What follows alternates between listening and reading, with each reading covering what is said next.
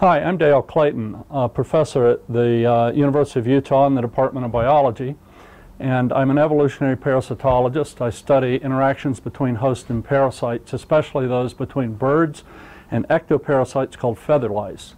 When I moved to the University of Utah about 15 years ago, I discovered to my dismay that I couldn't keep these feather lice alive on captive birds that we have in our lab for study.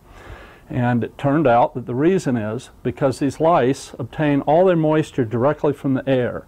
They don't feed on blood, they feed only on feathers and get moisture from the air, which is impossible when the air is too dry, as it tends to be here in Utah, especially in the winter when heaters are on, which dry out the air even more.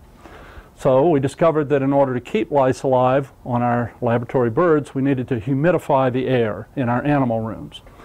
This provided the reciprocal advantage that if we wanted to kill all of the parasites on a bird, we could simply lower the humidity in our animal rooms. We could then put exact numbers of lice on birds for experiments and so on.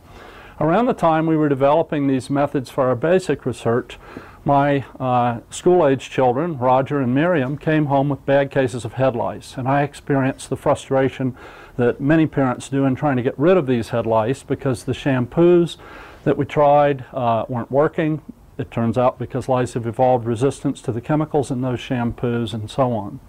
So we got to thinking about whether it might be possible to kill head lice, like feather lice, by desiccating or drying out their immediate environment.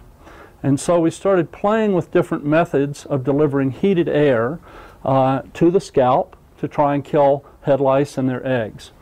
We tried the old style bonnet hair dryers, we tried conventional blow dryers, we tried bigger hand and hair dryers like you find in a gymnasium or a restaurant. And none of these methods worked very well, partly because they tend to mat the hair down, thus protecting the lice and eggs under the hair. So next we started to try and develop a special device expressly for controlling head lice, and over a number of years we finally succeeded in developing this machine, which we call the LouseBuster, which blows a large volume of heated air through this hose and out this applicator tip.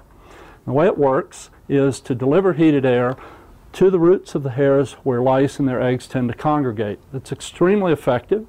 It dries out the eggs and the lice, sort of analogous to if you were to put your head out of a speeding car window and find that your eyes dry out very quickly. That's how it works. The air is not as warm as a blow dryer, it's cooler, but there's a lot more of it, 2 to 3 times as much air as a standard blow dryer blows. This device, which is cleared by the FDA, is simple and effective.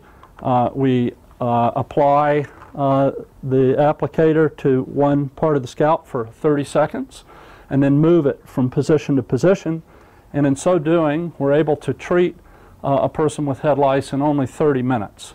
Regardless of hair length. We then comb the hair to get rid of the dead lice and eggs, and this turns out to be extremely effective. It's basically an ecological rather than a chemical approach to treating head lice.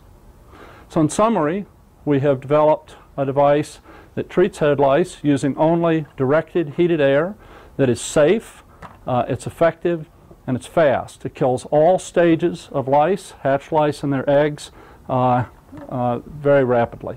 Thanks.